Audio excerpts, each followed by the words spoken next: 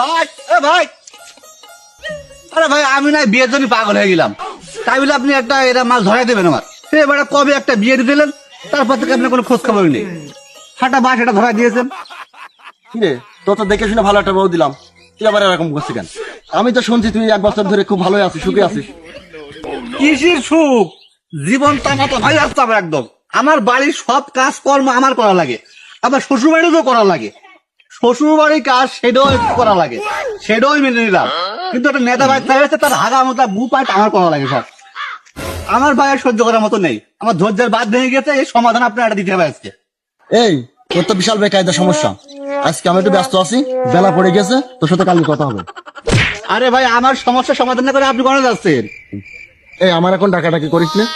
বাড়ি আমি কাপড় চোপড় ভেজে ছয়ালাম, কাপড় চোপড় ধুয়ে ঘর মুছে রান্না করতে হবে। তুই এখন থাক, আমার এখন জ্বালাস না।